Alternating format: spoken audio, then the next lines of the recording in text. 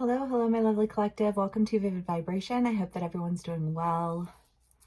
We have the threshold and the dead end, the animal, the maiden, the thread, and the medallion. Is it Taurus? I want to say that's had the break on through to the other side for like a minute. This kind of has that vibe to it because I feel like the idea here is that like there's a dead end and you can't cross, and yet that's what it is that you want. That's what it is that you've been loyal to. I think that you know that if you could just get to the other side, like there's so much there to explore. There's so much there to uncover. And like that is where it is. And I immediately feel like I hear somebody saying, oh, yeah, well, and I don't listen to people who say things like this, obviously. But, you know, it's just kind of that idea of like, well, you need to learn to be happy where you're at. Not everyone in life is meant to live the same day every single day for the entirety of their lives. And if you have a spirit of adventure, if you have a spirit of curiosity, if you have a spirit that wants to go out into the world and see what there is to see, do it. And if some motherfucker tells you, well, the world's going to kick your ass, know this, it probably will. But you get up and you're stronger. And the next time the world comes for you, you win. You know what I'm saying? Like, so I just feel like if you feel like people are telling you all the reasons you can't, all the reasons you shouldn't, just because they don't want to have to change anything in their lives and they are comfortable with the same thing every single day, year after year, you know what I mean? That is not like, that's their life. That's their choice. And if that's how they want to live, wonderful. You know what I mean? Like, but if that's not for you, that is not for you. And I kind of get the feeling of like somebody pulling you through. I don't know, because like it's like this idea of like there's a door and you can't figure out how to open the door, and you're moving bottles and you're pulling books and you're like, I know there's a door here somewhere. That's what that feels like. And it's almost like in all of the commotion of trying to find your way through the door, I see like, you know, like the Wizard of Oz when the dude like peeks out of the, you know, like I feel like there's somebody who peeks out and is like, you're not doing it right. You know what I mean? Like you have to like, go down the hall and open the door and pull the rope. You know what I mean? Like, I just feel like there's some like somehow you find your way because if for no other reason, then you just weren't going to stop trying. And I feel like there was somebody who was like, this person's not going to stop trying.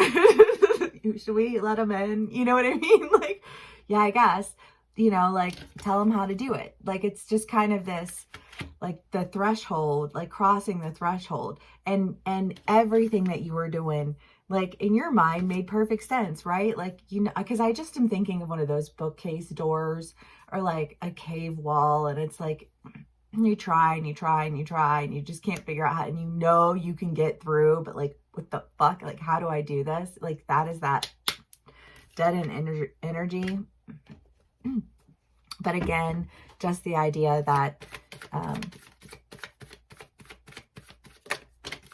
there was just a completely different thing that you needed to do. And I don't know why walk to the closet, open the door, and pull the rope is it, but that's what it is. Okay. The Four of Pentacles, the Hanged Man.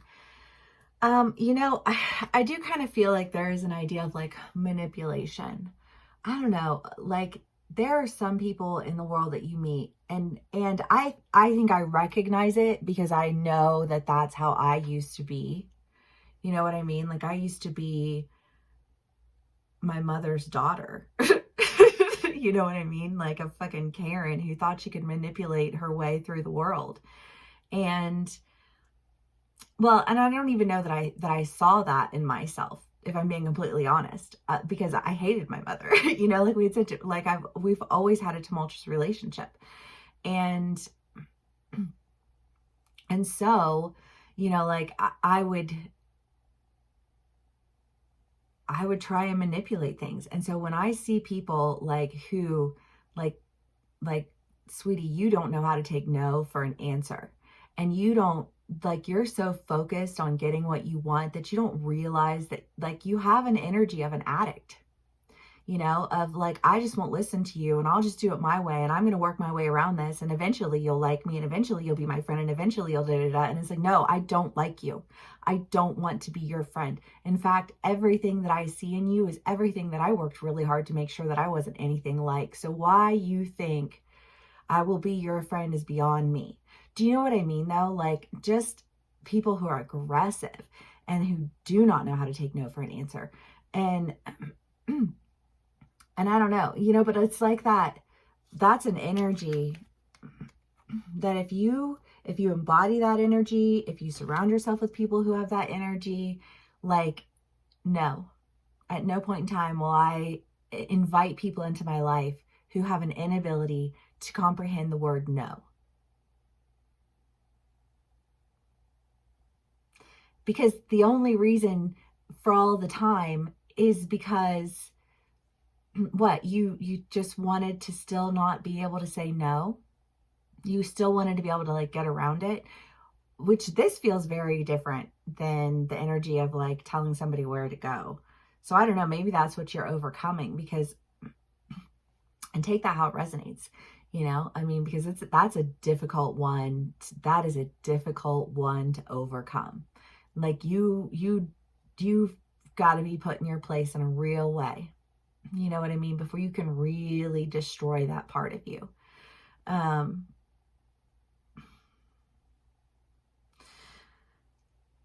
And I don't know, maybe seeing it different, seeing yourself differently.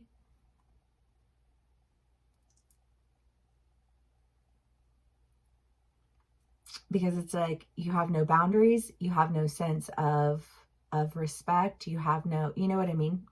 You have no way of taking care of anything, because all you do is look for what you want and push everyone out of the way and push everyone around and do your best to manipulate and do your best to set up scenarios and do your best to try and do this, to try and make people do what you want them to do without ever considering anything about these people.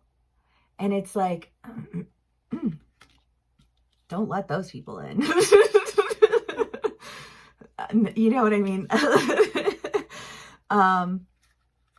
Because that's not an environment that can be tended to. That's not an environment that can be taken care of, because you're just dealing with a bunch of fucking shithead Karens or shithead Steves. You know what I mean?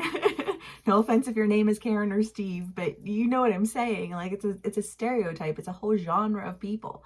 And they don't know what it is to take no for an answer. They will manipulate anyone and everyone to get what they want. And they don't even really want it because it's something that's, it's something that they want to have control over, because they're controlling and they're privileged and they're pricks. Oof. You know, and you gotta understand struggle before you can understand, I think sometimes, like, why that energy is so disgusting and repulsive. And, you know, for me, I was just living in downtown Portland, facing, you know, like the homelessness every day and people screaming in the streets and shitting in the streets. And I just saw a post the other day of like a new illness that's going around Portland because of people who are getting feces on their hands and touching their face. And now they're sick and some of them are in the hospital for it. And it's like, well, as long as you have hygiene, you don't have to worry about it. But when you are like in a pandemic, unemployed, looking out over what it is to be homeless in real life, isolated from the world, cut off from your family, experiencing post-traumatic stress syndrome, stealing food so that you can eat, having your car stolen, getting accosted along the way. You learn really quickly who it is that you are in the world. And then you have to start to learn to like take care of yourself. Well, that means that I got to do this for myself. I got to start cutting my own hair and you know what I mean? Like, and stealing my food to eat and you know what? And so you start to have a completely different perspective of the world. And that's an extreme example. That was what my experience was, you know, but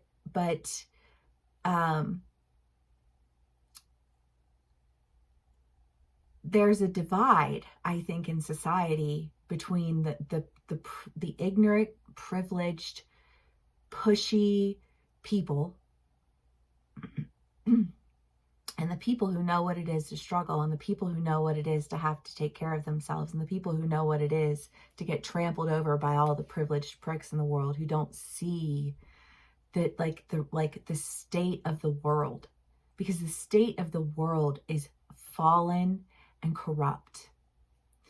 And most of the people who are in the world are either victim to the world or ignorant in a way that is so horrifyingly insulting to the rest of the world that like anybody who can recognize it will never associate themselves with those people. No. I don't want my name associated with you. Stop. You know what I mean? So maybe you've had to really stop and face that sense of manipulation. Maybe that's been like your whole thing, you know, is like, I got to really see like how insignificant I am, right?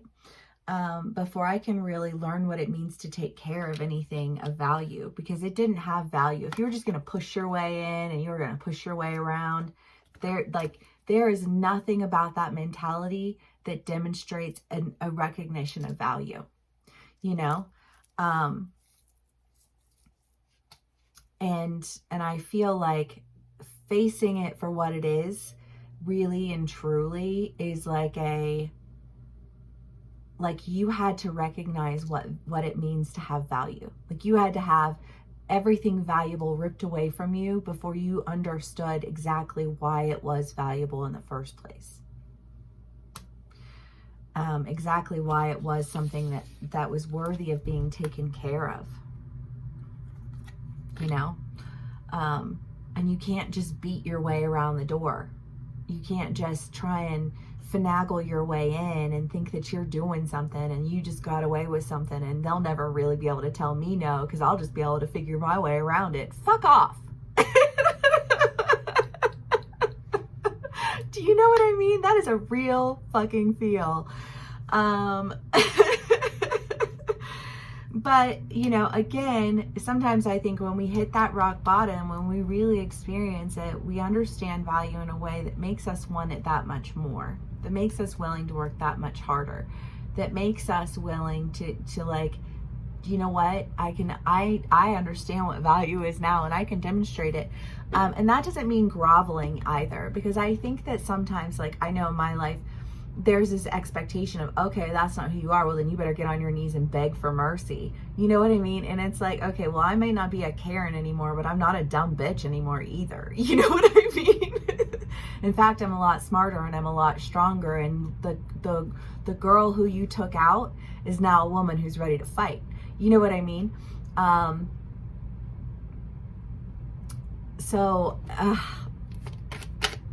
Let's do clarifiers. I just feel like my family has been hella present lately. That's fine. Welcome. I'm okay with it. The 9 of Pentacles and the 3 of Swords. Yeah, like I'm not gonna hold on to the things, because when you destroy yourself entirely, like if you destroy the bad part of you, sometimes you destroy a whole lot of you, and you gotta like scatter around and find your pieces and put yourself back together again, and make sure that you put yourself back together again in a way that isn't gonna end up royally fucking you and the people in your life ever again, because that's what you know, like that's what you want. That's what you want to take care of.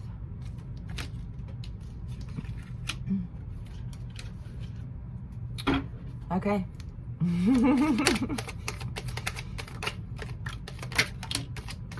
Ten of Pentacles, Temperance.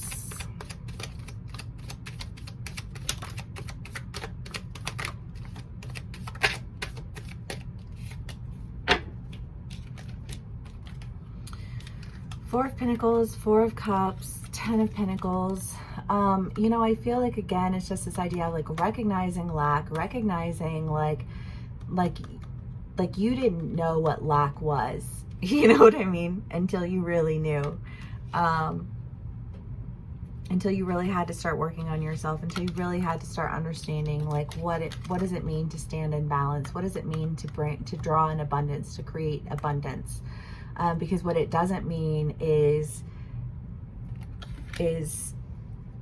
just refusing to take no for an answer, you know? And what it doesn't mean is doing everything in your power to get around it. Do you know what I mean? Like, what it doesn't mean is ignoring it and acting like you were never that person. You know, like, those are all the things that it doesn't mean. And I think that that's been a lesson that you've really had to learn. You know, and maybe this is an energy that's just been like, you've been getting out of it. You know what I mean? Like, you've been trying to figure your way around it. You've had an experience where you were like, shit, this is like, you see it on the news, you know what I mean? But this is real life. This is reality. These are struggles that people have, you know, like there are people who are not able to be with their families because they've been separated by, you know, officials who throw them in cages and you know, traffic them off. And there are people who are screaming in the streets on meth who, you know, have probably experienced lifelong abuse that's very physical and financial, and you know what I mean? And then you see how common it is, and you hear stories from people and you're like, Jesus Christ. You know, like so grateful for the safety and security that I had. But again, I think just this, like, whatever it was that you had, it wasn't going to work because it didn't, like, even if you weren't perfect in that scenario, the fit was just wrong. You know what I mean? And sometimes you have to stop and learn that, like, there are things in life that we should be appreciative of before you start investing yourself in things that you are appreciative for. And at which point, I think that you no longer feel the need to, like, I don't know, I just feel like to, like, beg for mercy from people that you don't really want anything to do with those people anyways. Those people, like, they were just as bad as you were. They just had a different type of bad. You know what I mean? But they didn't change their bad, but you changed yours. You know what I mean? So you get to go across. Like, you get to go for what it is that you want. You are going to be rewarded for your hard work. You know, I just think of, like, the Bible verse, and it's like, you know, when God says, well done, you know, good and faithful servant. And I feel like you're like, yeah, I worked for this shit. The comic and the hunter and the apocalypse. Well, I mean, the apocalypse is just a massive end, you know? I mean, the apocalypse is like everything, everywhere, you know, just like anything else left to go, right? Like, I don't have anything left to lose. You know, because my ego got smashed back in the apocalypse, back when I was struggling with post-traumatic stress and I had memory loss, and I was, you know, like, and I was essentially starving myself and trying to disappear. You know, like, there's just this, like I don't know who you're talking to anymore because she's not here. Taylor cannot come to the phone. She's dead. Or the old Taylor can't come to the phone. She's dead. You know what I mean? Like, that's a whole vibe though. And I feel like there's an energy of like, okay, well, you died, but that, like, now that you've died, you get to go for what it is that, like, I almost feel like, I know that everybody thought this was a joke, but like, almost like this, like, I'm fueled by it. And, you know, the dumb, manipulative Karen Jr. version of me, you know, like, she died, and now I work for what I get, and I put heart and soul into the things that I'm doing, and I'm not just running around thinking that people owe me anything, because I learned how insignificant I am. You know what I mean? And that's why I can win anyways. You know what I mean? Because I learned my lesson. I overcame not only the people in my life, but also myself, because we are always our own worst enemies. And I took notice of the direction that I wanted to go, and I paid attention to what resonated with me and why and how. And I can see that energy in other people real quickly in a way that I'm like, nope, no, you know. And if you're down with people like that, it's not your job to, like, because here's the thing is that if you're that type of person, just being friends with somebody who's been through it isn't going to make you understand. You know what I mean? Like, I get it. But anyways, I don't know, y'all. I'm gonna have to watch this read for real. Sometimes I feel like these general reads are just like a generic story time of some random part of life that, like, requires an explaining, you know. But that's part of why I wanted to do this channel, honestly, is because I feel like we live in a world that's very much opposed to the idea of Me Too, or I've done that, so I like, but I'm embarrassed and I don't want to acknowledge it. Like, no, I'll acknowledge it. And I've said it before. If I met the me of like a decade or two ago, I would turn around and walk the fuck away, and I would not fuck with me. You know what I mean? Like, legit.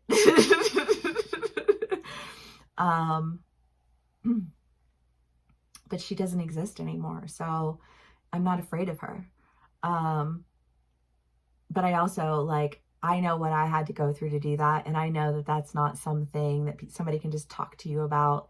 You know, like, people can talk till they're blue in the face, and until you really experience it for yourself, you're still gonna, that's still an energy that, like, is surrounding you.